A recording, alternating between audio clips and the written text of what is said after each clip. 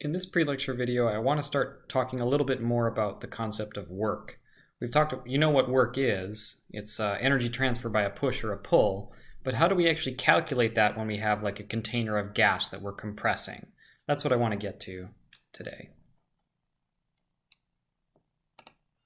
So the idea is going to be as follows. You have a container full of gas, which is closed, airtight, and you want to either compress the gas or you want to allow it to expand one way or another. Either you're doing work on the gas or the gas is doing work on the environment. So the situation looks sort of like this. You've got your container full of gas here. It's airtight. It doesn't have to be insulated like in this picture, but so that part is not important. The important part is the compression of the gas or the expansion of the gas. So I'm acting with a force F here, and the piston, movable piston, which is placed in this container, is being compressed in this picture by a distance delta x. And if you want a three-dimensional view, that's given on the right side there. So imagine a cylinder full of gas. The piston itself has an area A, and I'm moving the piston to the right by applying this force. And as always in this class, you want to imagine this is being done slowly. So imagine this compression is being done slowly, extremely slowly, right? So just a little bit at a time, you compress it. And that is what we call a quasi-static process.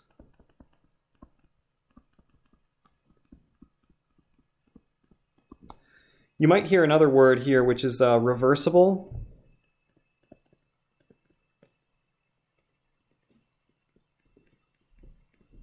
A reversible process is a quasi-static process which also can be undone at every step. So it's a process without any friction or any dissipation.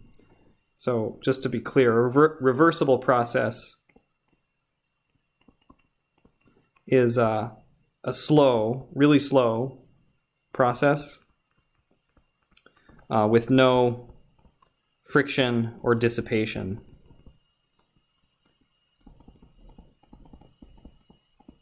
And so it can be undone at every step.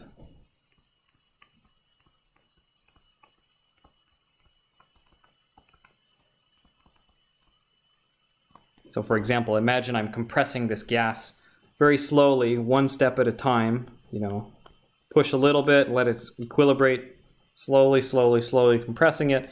At any time I can back off and just back off with my force and it will expand back to where it was. I didn't change anything. Okay, so that's what I mean by reversible process.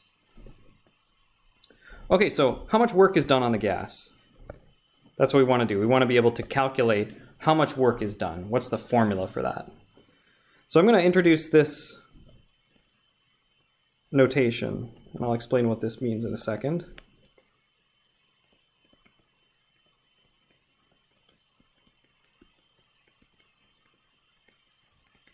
Okay, so work equals force times distance. Hopefully that's familiar to you. So work equals force times distance. Now I'm going to imagine I move it just a tiny bit, dx. So imagine I'm moving the cylinder just an infinitesimal amount dx, pushing with a force F in order to do that. Then the amount of work that takes is what I'm calling dW. So an infinitesimal amount of work done by compressing the gas by a tiny amount dx. So this here is the infinitesimal amount of work done on the gas by a force F when the gas is compressed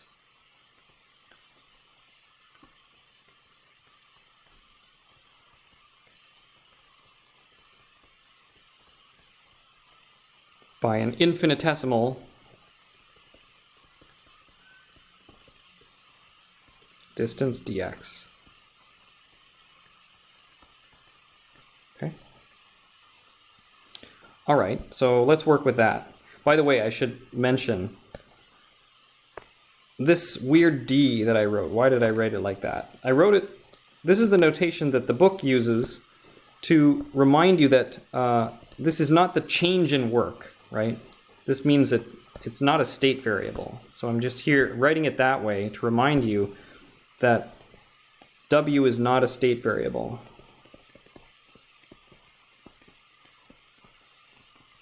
So dx, the normal d, that means a change in x. The d with the notch on it, or the dash, it's not a change in work, it's the amount of work, a tiny amount of work done. So there's a subtle difference there. One of those things is a change in something. The other is a small amount of something. So d with the notch means a small amount of work done.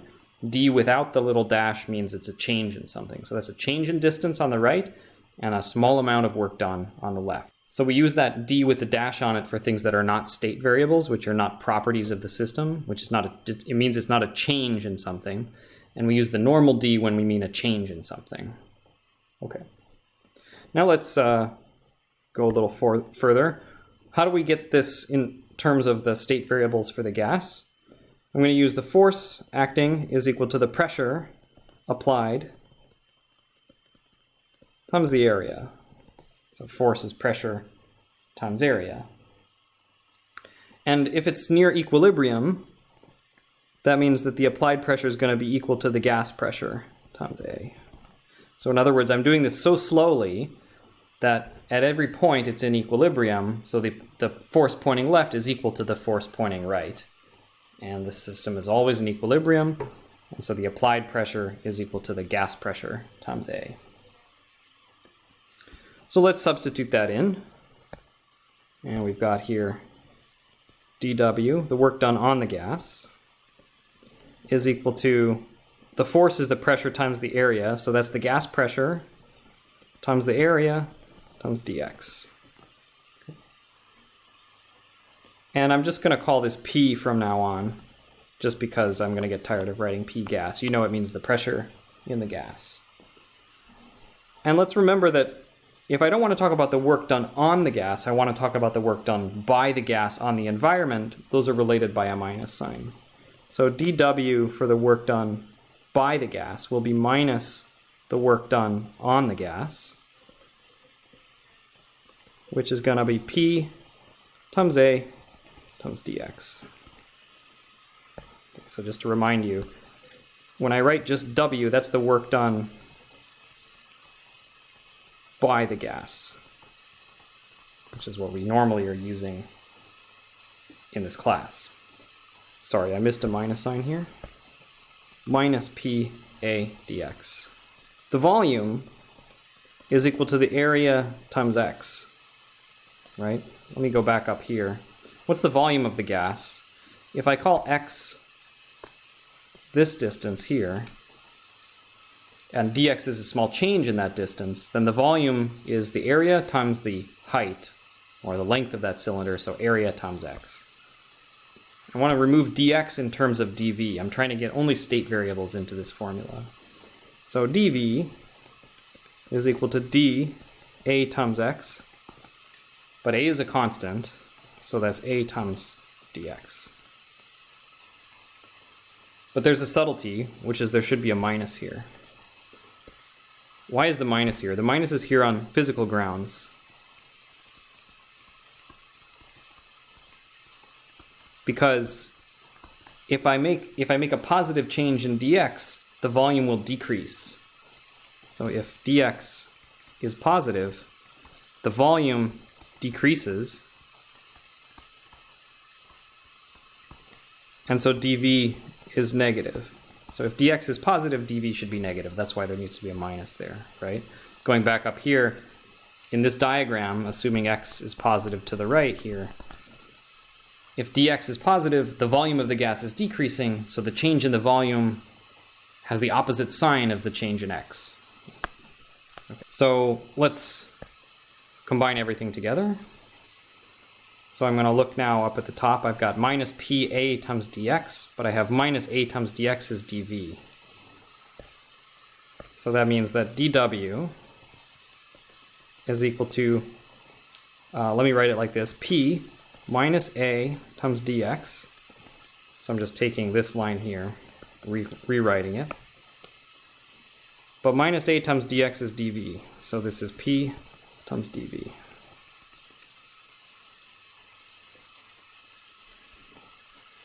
This is important enough that I'll write it again and maybe put a box around it. That's what we've related now is the work done by the gas to the pressure of the gas and its change in volume. So let me explain again what this means. This is infinitesimal amount of work done by the gas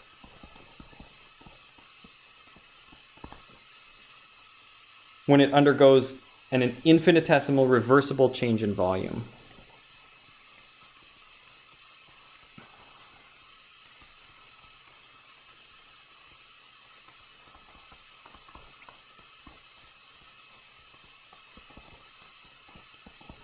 So the volume is slowly compressed or expanded. That's how much work is done by the gas.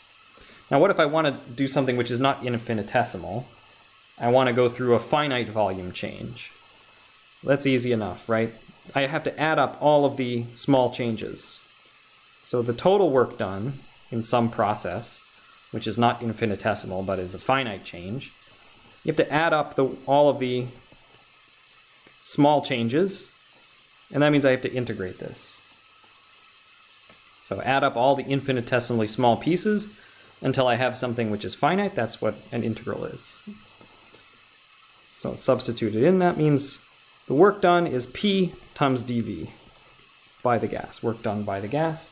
And think for a second, what is the integration variable? Here is V. So I should integrate this from some initial state, V1, to some final state, V2. Okay, like this. So there's my formula for the work done in some general process by a gas. What does this mean graphically? Let's suppose I go from some state 1, which is here, to some state 2, which is here. And of course, like always, I'm putting on this axis V and this axis P. Suppose I go in some process like this. What is the graphical interpretation of the integral of P dV from V1 to V2? So again, V is on the x-axis, P is on the y-axis, so it's like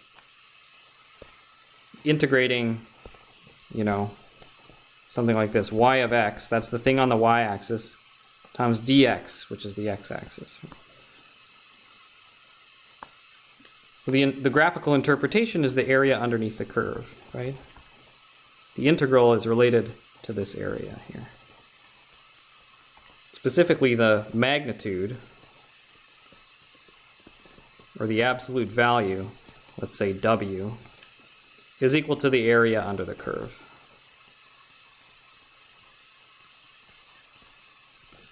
Okay. And the absolute value is there to remind you that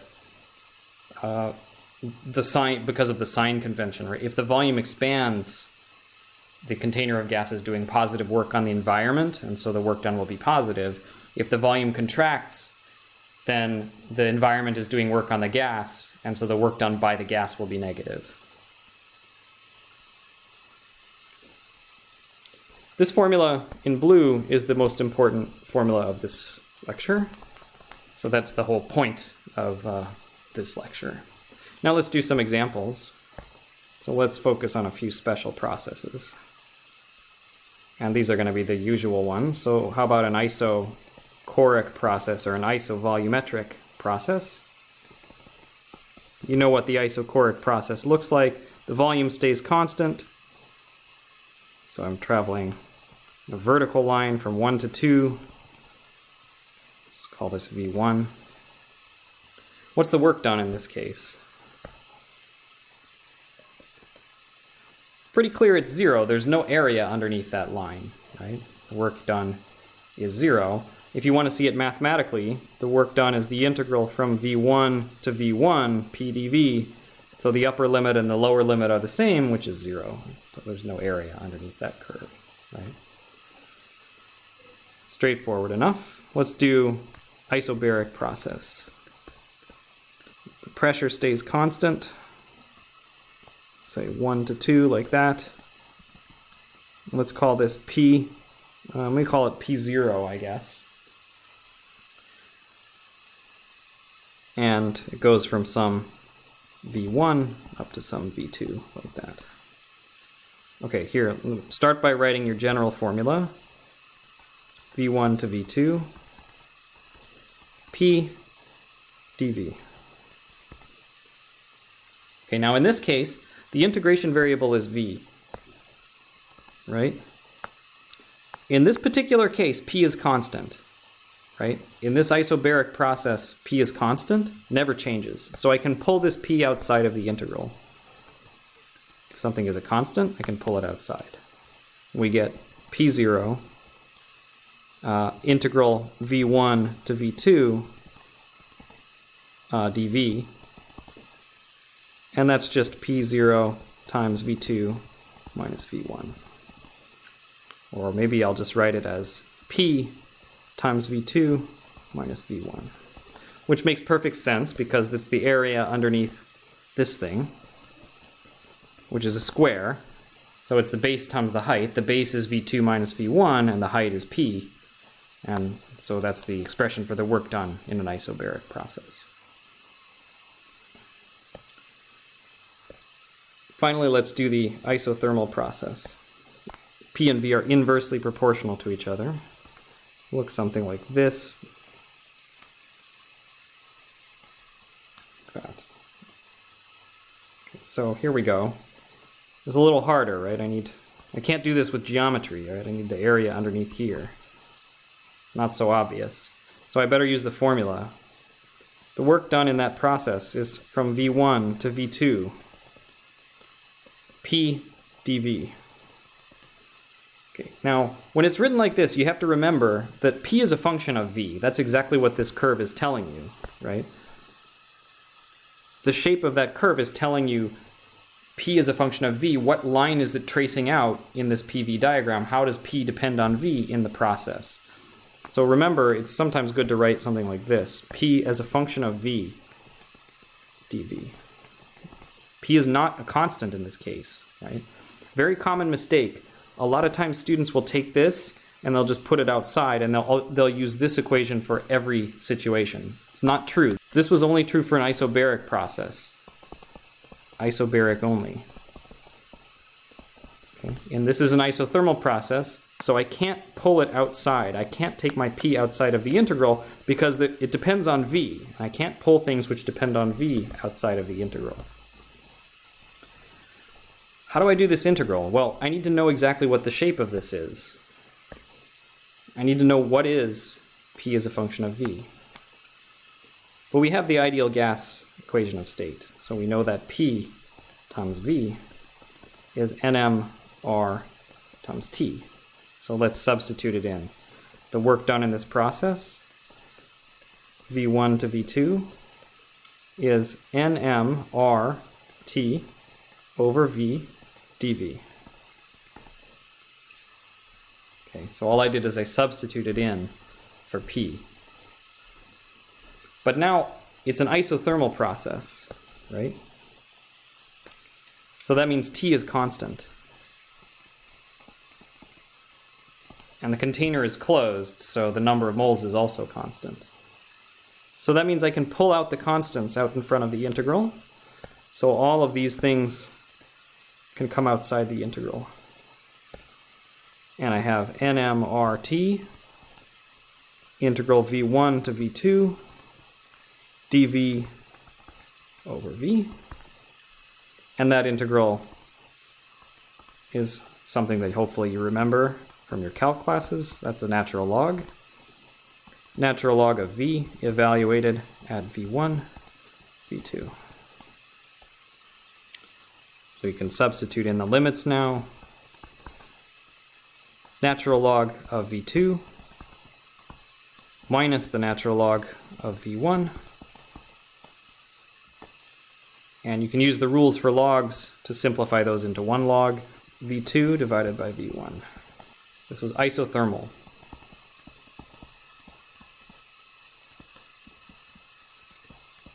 It's really important to realize that the work is not a state variable, right? In other words, if I go back up here, let me re-emphasize this point. If I took a different path from 1 to 2, the area underneath that curve would be different, right? I started at the same point and I ended at the same point, but the path that I got went from 1 to 2 matters. So work is not a state variable, which I think you already know. The work done in going from one state to another depends on how I get there. It depends on the process that I get from state 1 to state 2. Depends on the path, or you would say on the process. So that's what I want to emphasize, that I calculated the work done in a few special processes. We did it in the isochoric process, the work was 0. In the isobaric process, the work is calculated by this formula. In the isothermal process, the work is calculated by this formula. If I took a different path in this PV plane, the work would be at a different number, right? So it all depends exactly on how you're getting from one point to the other in order to calculate the work. So the general formula is this one,